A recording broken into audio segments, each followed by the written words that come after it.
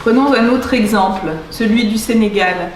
Au Sénégal, les sociétés françaises comme la Fruitière de Marseille, dont les principaux actionnaires sont les grandes chaînes de supermarchés françaises, se font attribuer des dizaines de milliers d'hectares de terre pour des durées illimitées, avec une exemption d'impôt de 99 ans. Elles produisent des fruits et des légumes dont 98% sont exportés vers l'Europe.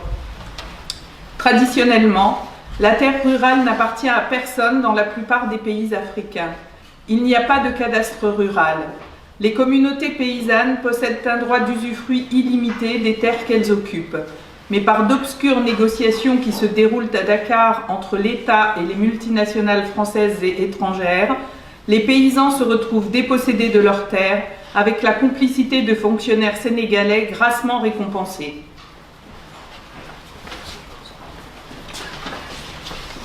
Une des techniques utilisées par les oligopoles, le mot olive venant du grec et voulant dire tout petit nombre, pour ruiner un grand nombre de pays à leur profit, c'est aussi le dumping, c'est-à-dire une baisse artificielle et temporaire des prix qui permet d'éliminer les concurrents locaux et ensuite de fixer les prix alimentaires à la hausse. Tout ceci avec l'aide de fortes subventions de la part de l'Union européenne à nos industriels de l'agroalimentaire.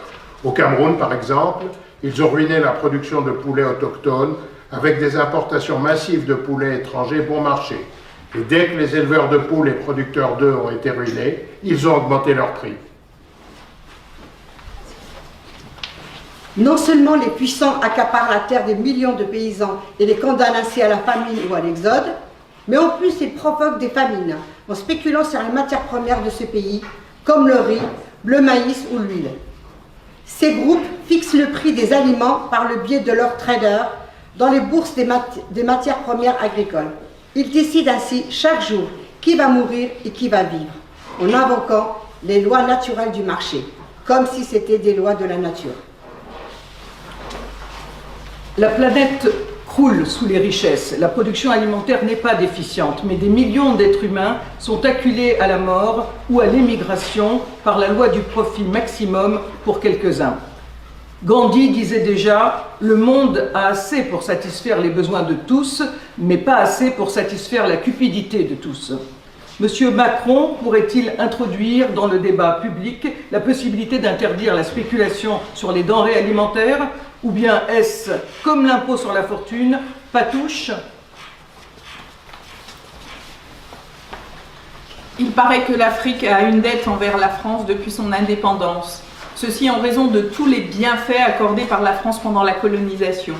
14 pays africains sont obligés de déposer plus de 60% de leurs réserves sur un compte d'opération à la Banque de France à Paris. 10 milliards d'euros bloqués qui ne peuvent pas servir au développement de ces pays. Et l'Afrique est en plus maintenue dans l'esclavage monétaire avec le franc CFA qui lui est imposé et qui vaut 650 fois moins qu'un euro. Un beau tour de passe-passe, non ? Le franc CFA est la seule monnaie héritée d'un système colonial encore en vigueur dans le monde. Les billets sont d'ailleurs imprimés dans 2 usines françaises.